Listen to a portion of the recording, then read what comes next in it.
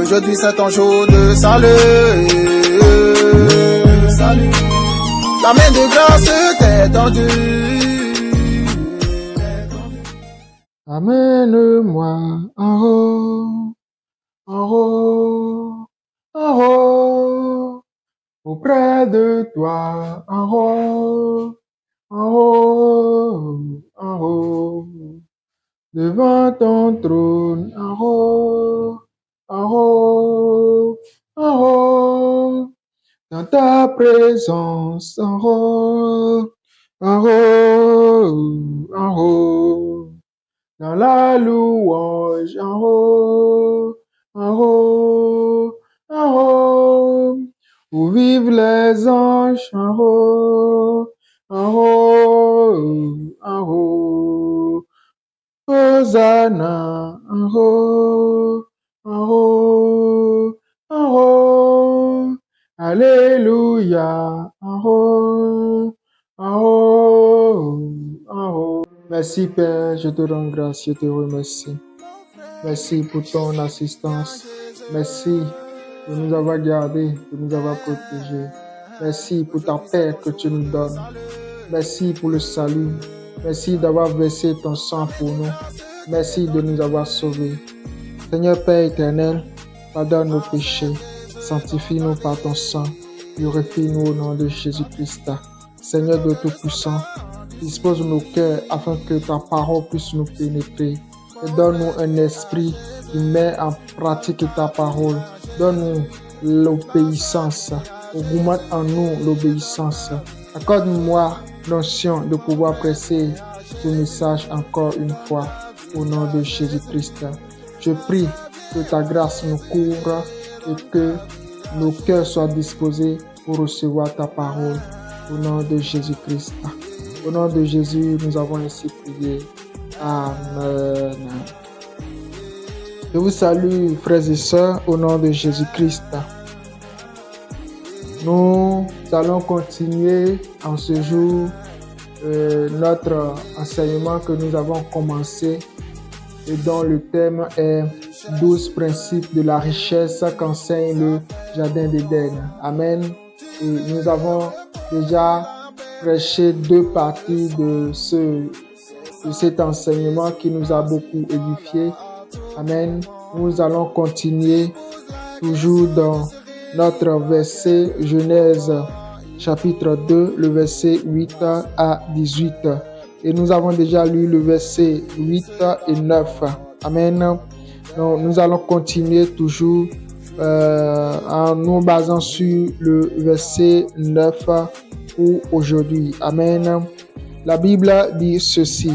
L'Éternel Dieu fit pousser du sol des arbres de toute espèce, agréables à voir et bons à manger. Et l'arbre de la vie au milieu du jardin et l'arbre de la connaissance du bien et du mal. Que Dieu bénisse sa parole au nom puissant de Jésus-Christ.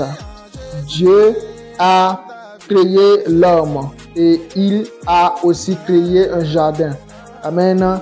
Et lorsqu'il planta le jardin, il a fait pousser, d'accord, des arbres de toute espèce dans le jardin. Et l'homme que Dieu avait formé, il a pris cet homme et l'a mis dans le jardin.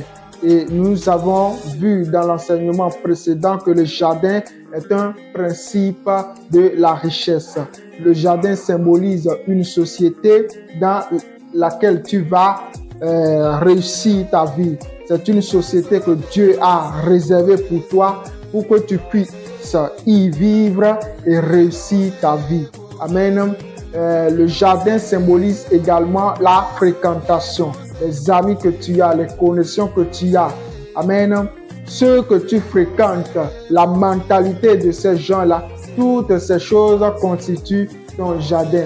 Et pour que tu puisses réussir, amen, pour que tu puisses réussir, il faut que tu découvres où est la localisation de ton jardin, où est la société dans laquelle Dieu a prévu que tu puisses réussir. Car nous tous, nous n'allons pas réussir dans la même société. Chacun de nous a son jardin. Chacun de nous a son milieu de réussite. Et tu dois découvrir où est ton milieu de récit, où est ton jardin.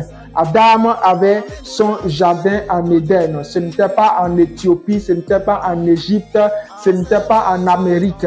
Mais Adam avait son jardin en Éden, à l'orient en Éden. Amen. Et tu dois découvrir où se trouve ton jardin. Nous continuons avec un autre principe. La Bible dit ceci, toujours dans le verset 9.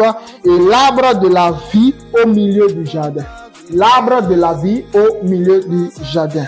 Quand la Bible dit que plusieurs arbres étaient dans le jardin et nous avons défini les arbres comme étant les sources de revenus de l'homme, les sources de revenus pour Adam, la Bible nous dit qu'il y a également un autre arbre qui est dans le jardin. Un autre arbre qui est dans le jardin. Et cet arbre est l'arbre de la vie.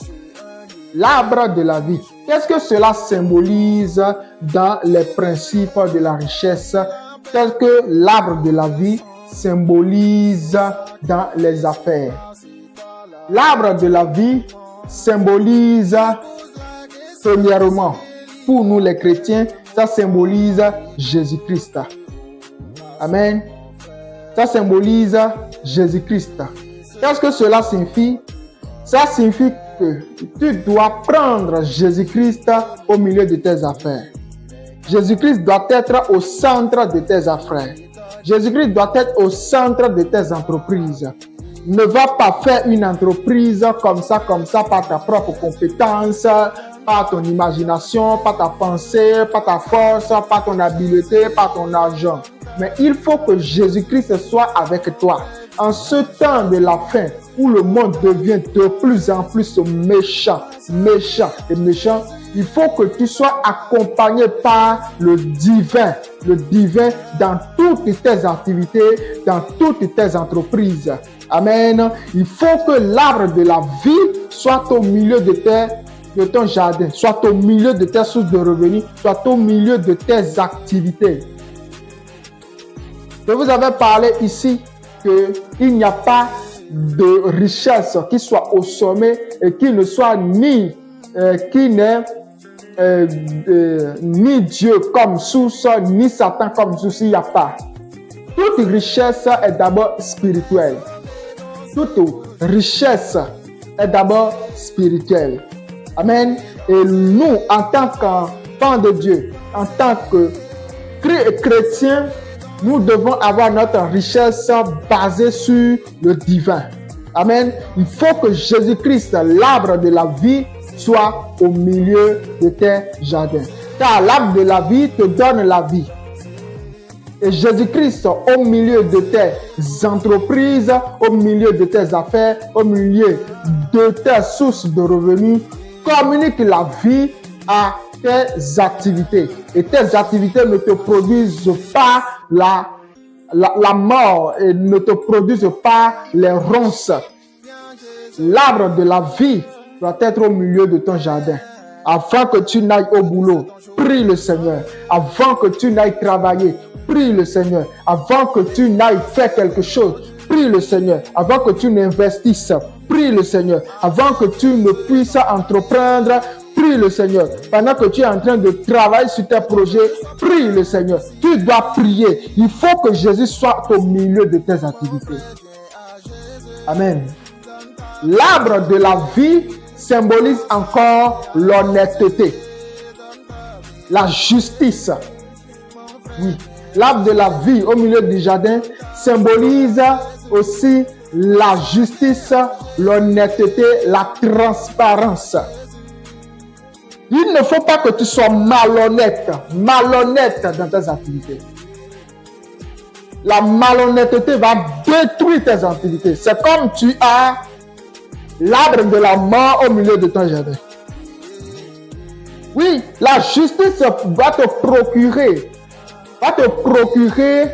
d'accord, des revenus. Et la malhonnêteté aussi produit des revenus. Tout comme l'arbre de la vie.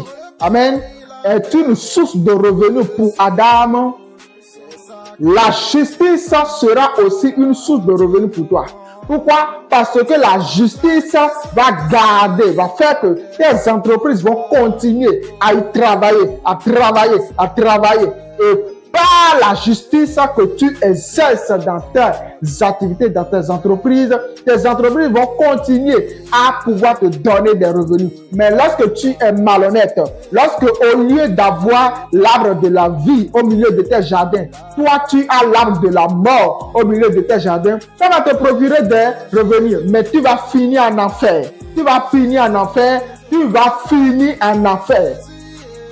Et d'ailleurs, même ton enfer peut commencer même sur la terre, avant que tu n'ailles dans l'enfer réel.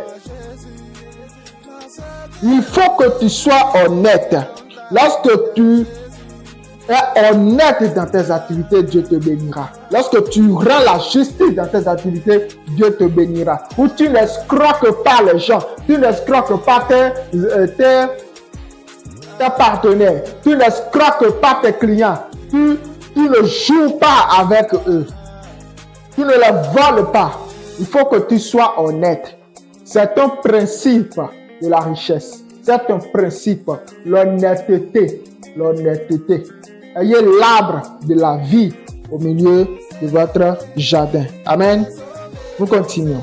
Et l'arbre de la connaissance du bien et du mal au milieu du jardin. J'aimerais éclairer quelque chose avant de revenir sur mon message. Il y a des fois, on entend parler de cet arbre. On dit que c'est la pomme qui était cet arbre dont le fruit donne la connaissance du bien et du mal. Amen. Et il y a d'autres qui disent que non, le fruit interdit, c'est-à-dire cet arbre-là, c'est le cesse. Dieu avait interdit à Adam et à Ève de tenir des rapports sexuels. C'est pourquoi, quand ils ont tenu des rapports sexuels, ils ont péché. L'arbre de la connaissance du bien et du mal ici, ce n'est pas le cesse. D'accord? C'est une mauvaise interprétation de la parole. Parce que avant même que Adam et Ève ne pêchent, Dieu les avait déjà dit, soyez féconds. Et comment ils peuvent se féconder si ils ne tiennent pas le cesse? Dieu a permis le cesse avant même la chute de l'homme. L'arbre de la connaissance du bien et du mal, ce n'est pas le cesse. D'accord?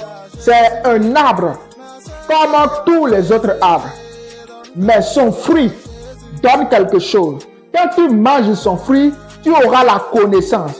Le fruit là donne la connaissance du bien et du mal. Comme la mangue aussi donne des vitamines à la santé, l'ananas donne des vitamines à la santé. C'est de la même façon, l'arbre de la connaissance du bien et du mal aussi donne quelque chose. Et qu'est-ce que lui, il donne? Il donne la connaissance du bien et du mal. C'est-à-dire, quand tu manges ça, tu auras une ouverture de l'intelligence et tu pourras connaître ça c'est mal et ça c'est mauvais. Tu peux savoir quelque chose qui est mauvais et quelque chose qui est bien. Parlons de l'arbre de la connaissance du bien et du mal. Nous allons sauter, d'accord? Et nous allons lire le verset 16. Le verset 16. La Bible dit ceci: l'Éternel Dieu donna cet ordre à l'homme: tu pourras manger de tous les arbres du jardin, mais tu ne mangeras pas de l'arbre de la connaissance du bien et du mal, car le jour où tu en mangeras, tu mourras. Que Dieu bénisse sa parole. Alors, voici l'interprétation de ce verset dans le domaine de la richesse, dans le domaine des activités et dans le domaine des entreprises. Amen. L'arbre de la connaissance du bien et du mal, Dieu avait défendu de manger cela. Lorsque tu as des entreprises, lorsque tu es un chef d'entreprise, lorsque tu es dans la quête de la richesse, il faut savoir que tout argent que tu as tout ton revenu que tu as n'est pas totalement à toi. Il y a une partie que tu ne dois jamais manger. C'est l'arbre de la connaissance du bien et du mal. C'est l'arbre défendu par Dieu. Il y a une partie d'un revenu que tu as là et qui n'est jamais à toi. Il faut que tu le saches. Il faut que tu saches cela. Cet argent n'est pas à toi. Cet revenu-là n'est pas à toi. Elle est réservée pour tes travailleurs, pour tes employés, afin que tu puisses payer le salaire. Cet revenu est réservé pour Dieu. Je répète, l'arbre dans le jardin, les arbres qui sont dans le jardin constituent une source de revenus, n'est-ce pas? L'arbre de la vie est une source de revenus également, d'accord?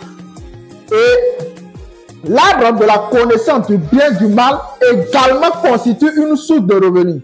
Mais cette source de revenus-là, Dieu interdit de manger ça. Dieu interdit de toucher à ça. Qu'est-ce que cela signifie dans le domaine des affaires? C'est qu'il y a une revenu qui est un dentaire sur revenu. Mais cet revenu n'est pas pour toi. Cet revenu est réservé pour quelque chose d'autre. Dieu avait interdit à Adam et à Ève de manger l'arbre de la connaissance du bien et du mal pour leur dire que tout ce que vous avez ici, tout n'est pas à vous. Vous pouvez manger les autres, mais ceci, laissez ça. Dans les revenus que tu as là, dans l'argent que tu gagnes, il y a l'argent de l'employé, il y a l'argent de ton mercenaire, les gens que tu as engagé pour travailler dans ta maison, dans ton école, dans ton service, dans ton entreprise, les gens qui y travaillent là-bas, tu dois prendre l'arbre de la connaissance du bien et du mal, tu dois le mettre à part parce que ça, c'est pas pour toi, c'est Dieu qui mange ça. C'est-à-dire, ce sont tes employés qui mangent ça et ce sera un don que tu vas donner à Dieu. L'arbre de la connaissance du bien et du mal, c'est le salaire. Et tu ne vas pas toucher le salaire de tes employés. Il y a beaucoup de gens qui veulent devenir entrepreneurs, mais ils n'ont aucune compétence de la gestion des ressources humaines. Aucune compétence de gestion des ressources humaines. C'est-à-dire, ils ne savent pas gérer des employés. Toi-même, tu as dit à l'entretien que tu paies le salaire le 5, n'est-ce pas? Tu paies le salaire le 5. À la date 5, tu paies le salaire. À la date 5, tu ne paies plus. Et puis tu ne dis même plus rien à tes employés. Et puis ils viennent seulement espérant prendre le salaire. Et puis ils n'ont pas pris. Tu penses qu'ils sauront la joie? Tu penses qu'ils vont prier bien pour toi? Ils vont te maudire. Ils vont prier contre ton entreprise. Ça va échouer. Oui, ton entreprise va échouer parce que tu ne paies pas le salaire de tes employés. Ça va échouer parce que tu es malhonnête. Au lieu d'avoir l'arbre de la vie, tu as l'arbre de la mort. Au lieu de ne pas toucher à l'arbre de la connaissance, tu es en train de toucher les gens qui mangent et qui bouffent le salaire de leurs employés. Quand toi tu bouffes le salaire de ton employé et tu ne le paies pas là, il faut t'asseoir et il faut penser, il faut réfléchir. Il va travailler pendant 30 jours. Mais il a une famille, non?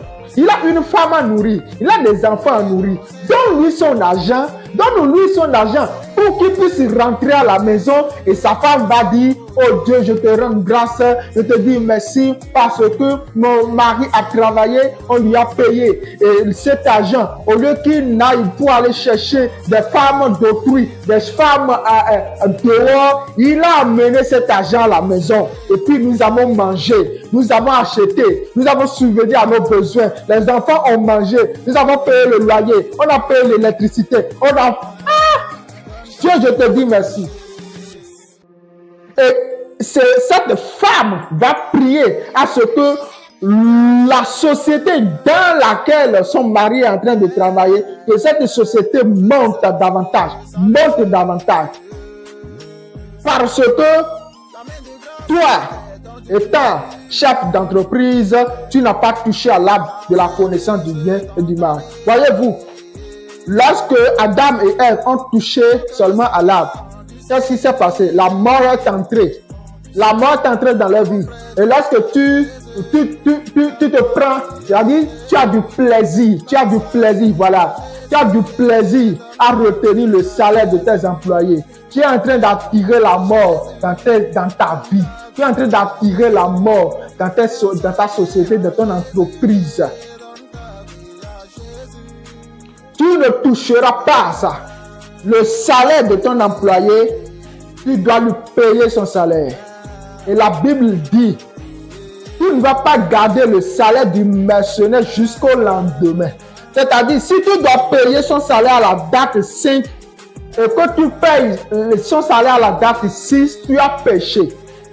Si déjà retenu jusqu'au lendemain est un péché devant Dieu, maintenant retenu jusque pendant des jours, jusqu'à 1 mois, jusqu'à 2 mois, qu'est-ce que tu as?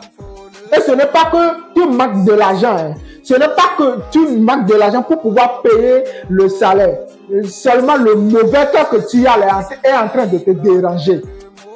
Le mauvais cœur que tu as est en train de te déranger. Et si cet employé est quelqu'un qui dérange beaucoup et qui est en train de faire certaines choses et qui commence par faire certaines choses dans l'entreprise parce que toi tu n'as pas payé, tu le chasses du travail, qu'est-ce qu'il t'a fait? Si tu lui avais payé là, est-ce qu'il va devenir rebelle? Si tu avais payé ce salaire, est-ce qu'il va devenir rebelle? Les choses que nous faisons. C'est pourquoi ton entreprise va fermer. Ton entreprise va fermer. La mort va entrer là-bas. Parce que les gens que tu opprimes, tes employés que tu opprimes, sont en train de tout ça prier. Ils sont en train de faire de mauvaises prières sur toi. Mauvaises prières sur ton entreprise. Mauvaises prières. Et ça va échouer. Cette entreprise va échouer. Et Dieu fera même que ça échoue.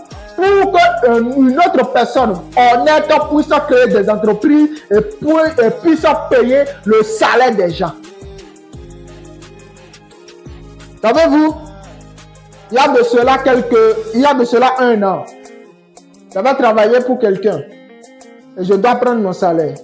Je vais faire un programme sur ce salaire. Quand je vais prendre ce salaire, j'irai en studio et je vais faire sortir ma deuxième chanson. Ma deuxième chanson qui est Talita Kumi. La fin du mois, je viens pour demander mon salaire. Cet homme me dit qu'il ne va pas me payer. Et puis il donne certains arguments bidons pour ne pas me payer. Lorsqu'il a refusé de payer, il a bloqué la sortie de Talita Kumi sans savoir. Parce que moi j'avais prévu pas sortir Talita Kumi. Quand je vais prendre ce salaire, est-ce que jusqu'aujourd'hui, vous avez déjà entendu Talita Kumi? Non. Pourquoi? Parce que quelqu'un a été malhonnête. Tu ne sais pas ce que tu es en train de gâcher lorsque tu retiens le salaire de tes employés. Tu ne sais pas. Si tu savais, tu n'allais pas retenir. Si tu savais que la mort allait t'entrer, tu ne vas jamais manger l'arbre de la connaissance du bien et du mal. Si tu savais que la mort allait t'entrer, tu ne vas pas manger cela. Ne mangez pas cet argent, ce n'est pas pour vous. Le salaire des employés, ce n'est pas pour vous. Amen. Deuxième chose, l'arbre de la connaissance du bien et du mal. C'est un revenu, n'est-ce pas? C'est une revenu. Cet argent constitue également la dîme. Qu'est-ce que cela signifie? Tu ne vas pas toucher la dîme. Tu ne vas pas toucher l'argent de Dieu. Voilà. Dans ton argent, il y a 3 types d'argent. Il y a l'argent qui est pour toi. Il y a l'argent qui est pour le mercenaire. Et il y a l'argent de Dieu. L'argent qui est pour toi, c'est pour toi. Tu peux manger ça. L'argent qui est pour le mercenaire, tu lui donnes son argent. Et l'argent qui est pour Dieu, tu donnes à Dieu. Vous priez beaucoup. Vous êtes en train de manger l'argent de Dieu. Vous bouffez l'argent de Dieu. C'est pourquoi la mort est en train de ravager vos sources de revenus, tout, vos activités, vos entreprises. Oui, vous êtes en train de toucher à l'arbre de la connaissance du bien et du mal. Si tu veux devenir riche, tu dois savoir qu'il y a tes revenus, dans tes revenus, qui ne sont pas tes revenus. Il y a de l'argent qui se trouve dans ton argent, mais cet argent n'est pas ton argent. Et tu dois faire part de cet argent, le mettre de côté pour donner celui à qui cela appartient. C'est alors que Dieu te bénira. Ne voyez-vous pas que les gens qui sont devenus très très riches, ils savent que tout, on ne mange pas tout. Tout l'argent qu'ils ont là, ce n'est pas pour eux. Mais comme ils ne sont pas des croyants, amen, comme ils ne sont pas des croyants, ils décident d'ouvrir des ONG pour pouvoir soutenir les pauvres, les orphelins. C'est une manière de retourner l'argent de Dieu. Oui, ils ne touchent pas l'arbre de la connaissance du bien et du mal. C'est pourquoi ils continuent à monter. Ils sont des païens, mais ils ont compris. Ils sont des païens, mais ils ont compris que dans leur argent, il y a l'argent de Dieu. Mais comme ils ne croient pas en Dieu, comme ils ne croient pas au Seigneur Jésus, ils ne peuvent pas savoir que ça signifie la dîme. C'est pourquoi ils ouvrent des ONG pour pouvoir retourner l'argent de Dieu par les ONG. Et vous pensez qu'ils seront pauvres un jour? Jamais. Parce qu'ils ne touchent pas à l'arbre de la connaissance du bien et du mal. Tu manges l'argent de Dieu, ça va attirer la mort dans tes activités. Tu manges l'argent de tes employés, ça va attirer la mort dans tes activités. Tu veux monter dans la richesse, dans l'acquisition de la richesse, gagne les sources de revenus. Que l'argent qui est pour toi soit pour toi. L'argent qui est pour ton employé soit pour ton employé. Et l'argent qui est pour Dieu soit pour Dieu. C'est alors que Dieu te donnera davantage. Car tu as été honnête. Tu as été fidèle en peu de choses. Dieu te confiera de plus grand. Amen. Et je prie que le Seigneur te donne un cœur qui mettra en pratique ces paroles. Et qu'à partir d'aujourd'hui, tu puisses faire la distinction entre ton argent, l'argent du mercenaire et l'argent de Dieu. Et que tu ne touches pas à l'arbre de la connaissance du bien et du mal, c'est-à-dire à l'argent qui n'est pas à toi. Et que Dieu te bénisse davantage. Que Dieu te bénisse davantage au nom puissant de Jésus-Christ. Au nom de Jésus, nous avons ainsi prié. Amen. Bien-aimés, comme vous le savez, le ministère de la révélation a déjà commencé. Mais l'église, la révélation, n'a pas encore commencé. Et nous sommes en train de chercher un endroit pour implanter l'église. Si vous avez un endroit, une maison, un espace même de 10 mètres carrés, ça c'est déjà suffisant pour pouvoir commencer l'église. Si vous avez cet espace et que vous pouvez nous céder, appelez seulement le numéro qui est sur l'écran, 62 61 84 114. Nous allons vous rencontrer et nous allons discuter avec vous. Il faut que cet emplacement soit à Calavi, à Abomey-Calavi. Amen. Deuxième chose, si vous voulez semer dans le ministère, je voudrais que vous puissiez contacter le numéro et que vous m'appeliez. Vous m'écriviez sur WhatsApp. Je viendrai vous rencontrer et vous allez faire votre semence. Que Dieu vous bénisse au nom puissant de Jésus-Christ. Amen. Amen. Amen.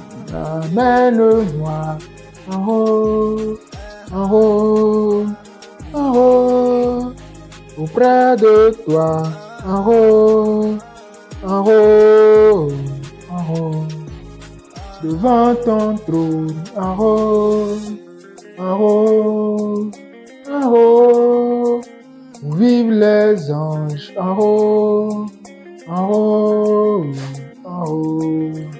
Dans ta présence en haut, en haut, en haut.